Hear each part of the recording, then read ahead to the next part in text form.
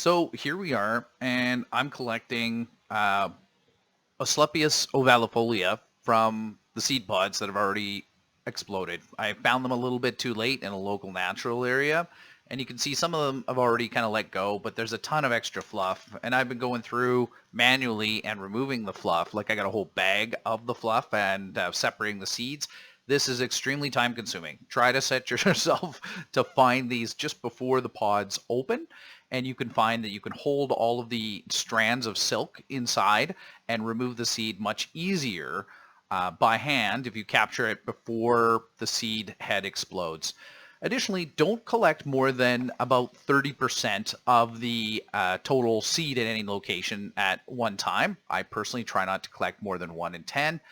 You want to leave some for the local wildlife so you're not disturbing them, and you also want to leave some to reseed it so that it is going to be sustainable. Your collection is sustainable and kind of ethical as well. You're trying to produce more native plants on your own elsewhere, and this is kind of what I do. You can see even in the tray, some of these have started to like kind of decay. You can see how if I'd caught this one nicely, you can kind of like catch all the silk like where my thumb is, and then you can kind of just pull the seed heads off. But instead, it's kind of exploded, and you end up trying to separate a seed. Whoop, wow, that seed has fallen from the silk.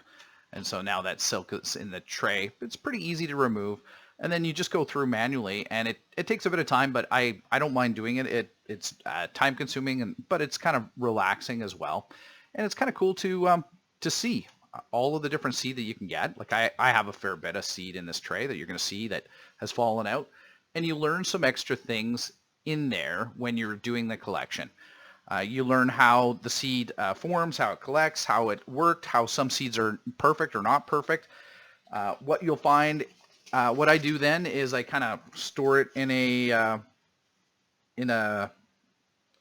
envelope like this, and then I put it in I put the envelope in the fridge, and I use a combination of temperature and airflow to reduce the moisture content before I start sorting it for the longer period of time. I enjoy doing this every year. I know this isn't the thing that everybody wants to do, but I don't mind it and I enjoy it.